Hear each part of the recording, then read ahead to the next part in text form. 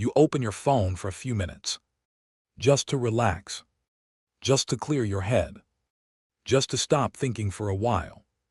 But somehow, when you put it down, you don't feel lighter. You feel heavier, more tired, more behind, more restless. And the strange part is, you were not doing anything difficult. You were just scrolling. So why does something so easy leave your mind feeling worse? Most people don't notice when scrolling changes their mood. It happens quietly. You pick up your phone because you feel bored.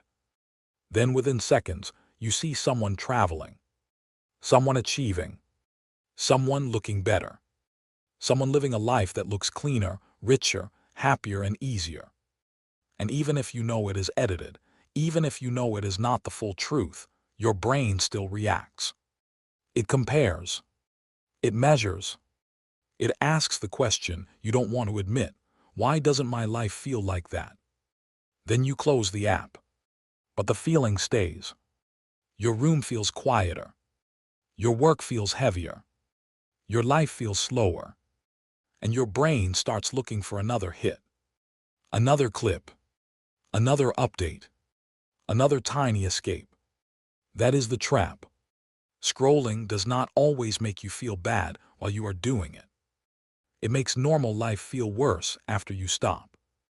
Because your brain has a reward system. In simple words, when something feels new, emotional, funny, shocking, or exciting, your brain pays attention. It gives you a small feeling of reward. And that reward keeps you watching. One video makes you laugh. The next makes you angry. The next makes you curious. The next makes you insecure. The next gives you hope. The next reminds you of everything you have not done yet. Every few seconds, your mind is pulled into a new emotional state. And this is where scrolling becomes exhausting. Your brain is not just watching content. It is switching moods again, and again, and again. After a while, your mind gets tired. Not because one video was hard, but because your brain had to process too much. Too much novelty. Too much comparison. Too much noise. Too many unfinished thoughts. So when you finally stop, you don't feel peaceful. You feel scattered. You feel like your mind is open, but not focused. Awake, but not clear. Busy, but not satisfied.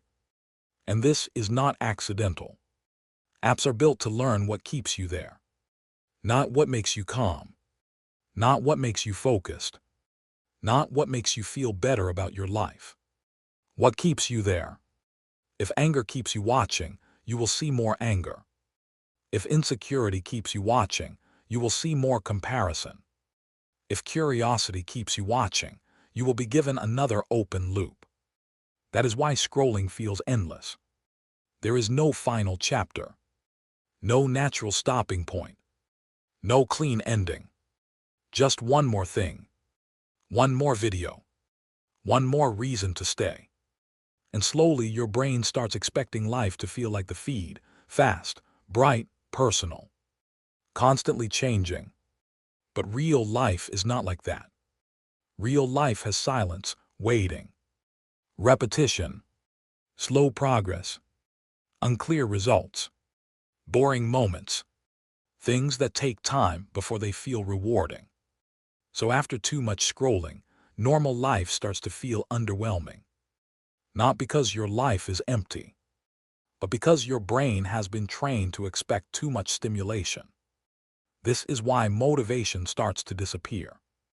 You did not suddenly become lazy. Your brain is just tired from cheap rewards. It received so many tiny hits that real effort starts to feel too slow. Reading feels harder. Working feels heavier. Cleaning your room feels pointless. Replying to messages feels draining. Even resting does not feel restful. Because the body may be still, but the mind is overloaded. And emotionally, scrolling creates a quiet loop. You scroll because you feel bad. Then scrolling makes you feel worse. Then because you feel worse, you scroll again. Not because it truly fixes anything, but because it gives quick relief. And quick relief is very easy to repeat. That is why you can spend an hour online and still feel like you need a break. Because you did not actually rest. You consumed. You reacted. You compared. You escaped. And maybe the most painful part is this: scrolling can make you feel connected to everyone while feeling further away from yourself.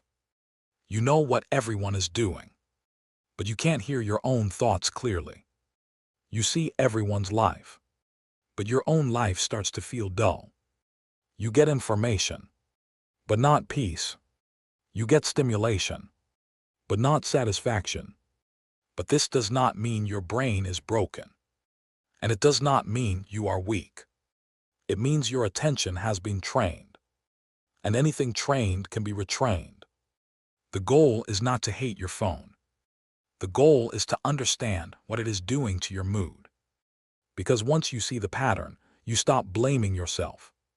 You start noticing, did this actually help me feel better? Am I choosing this or escaping into it? Do I feel calmer after this or more restless? These questions matter. Because the moment you observe the loop, you are no longer fully inside it. That is where control begins. Not with force, not with shame, not with some extreme routine. With awareness. You don't need to delete every app. You don't need to disappear from the internet. Start smaller. Before you scroll, pause for 3 seconds.